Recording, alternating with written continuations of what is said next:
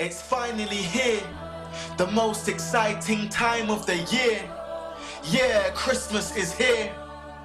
Lights and shows, smiles that glow, beautiful nice white snow, bowls full of food and fruits, homes with decorated rooms, gold, green, red and blue. The Christmas tree, we decorate that too. Presents from parents, brothers and sisters. Man, how can we not love Christmas? Even though we had so many questions. And if ever asked, the answers would have so many contradictions.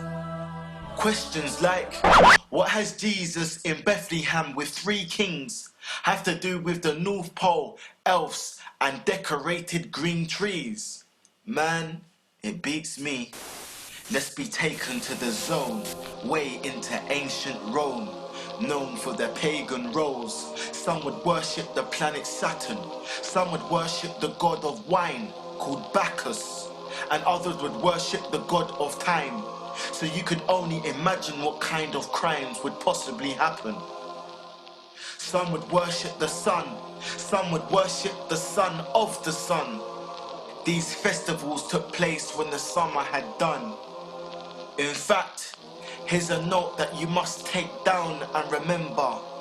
Most of the pagan rituals were celebrated in the month of December. True Christians would travel to teach Christianity. However, Roman pagan nations hated these Christians, so they decided to savagely start killing them, which effectively influenced the Christians to give into the Roman pagan rituals, which in no way near is spiritual or of God-fearing principles. Hence why today we see so much mix-up, which now leads me to bring up another pagan god called Mithra. Medieval scholars said the 25th of December was his birthday. He was the son of God who came to make the people on earth safe. He died and arose on the 3rd date. Now we see that the Mithra worship slipped into the Christian learnings. Now listen to this information which has hit the surface.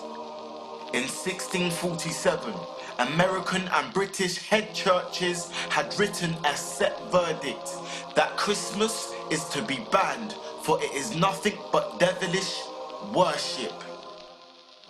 Man, this is deep. But what about the Christmas tree? Okay, so let's take another look back within history.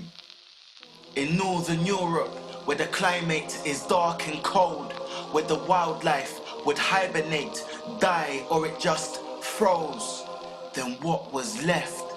The evergreen tree, so the people believed its meaning to be, life will conquer death.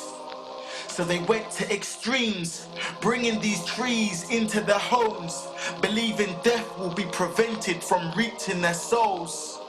They started hanging its branches over the arches, decorating them, making them bright and bold with silver and gold. Although in the Bible, behold, the people are told not to follow the ways of the heathen, for they cut down trees and decorate them with silver and gold. It says it so blatant. As for Satan, Santa, his original name was Nicholas. He was Turkish and one of the main bishops, part of the Council of Nicaea. His role, an architect, constructing the New Testament. People called him a saint years after his death.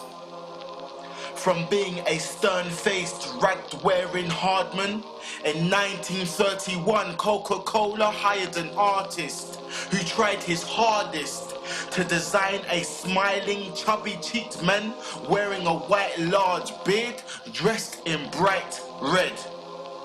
Please don't think it's me. Go and research the words that I said. This is the history of Christmas. The history of Christmas.